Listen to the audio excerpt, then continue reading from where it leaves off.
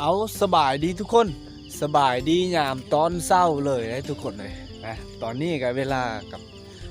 5:49 นาทีทุกคนเลยใกล้สิฮอด6 โมงนะตอนนี้ไอเคก็ได้เดินทางมาแต่โมบานนะทุกคนนะทุกคนน่าจะรู้ว่าอันนี้นะไอเคได้จับเนี่ยอันนี้คือนอหรือว่าเสียมนะ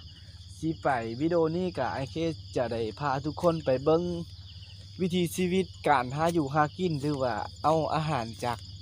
ป่าจากดงนะทุกคนในช่วงฤดูกาลมันเป็นอาหารตามฤดูกาลนะนี่ไอเคได้ขี่มอเตอร์ไซค์ขึ้นภูได้ทุกคนเลยอันนี้คือเทิงภูเลยได้นะมอเตอร์ไซค์ก็จอดปะไว้อยู่บ่อนั้นทุกคนนะรถจักรหรือว่ารถจักรทุกคนตอนนี้ก็กำลังย่างเลย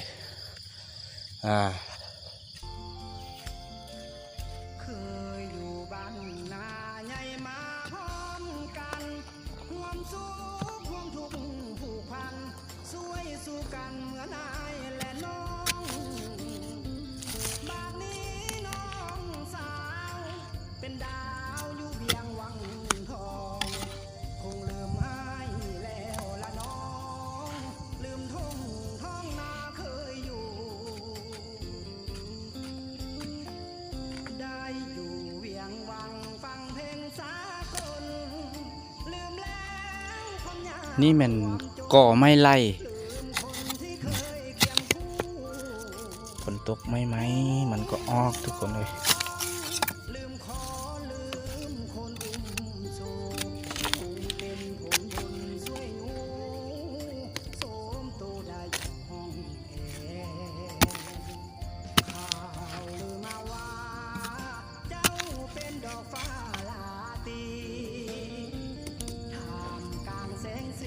อ่อนคักเลย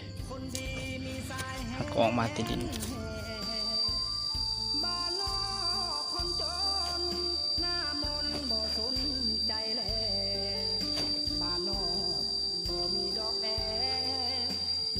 ผ่านไปอีกไฮที่2ทุกคนเลยนะตอนนี้ก็8 โมงกับ7 นาทีมาตอนนี้ไอเคก็สียางเหมื่อได้ทุกคนจากไอเคยูไปบอนจอดรถมอเตอร์ไซค์ไว้หรือว่าบอนจอดรถจักรไว้ก็ประมาณ700-800 เมตรอะไรประมาณนี้แหละตรงในยางเพราะว่าอยู่ในทางแบบนี้นะ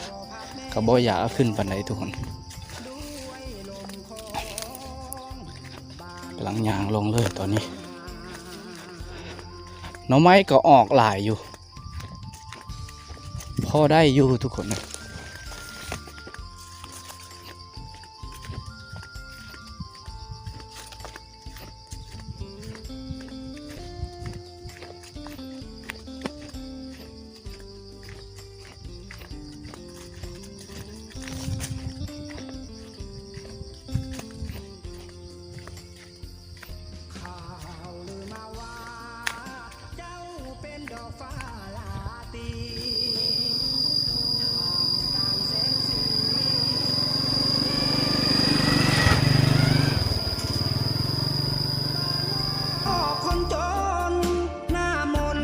สนใจแล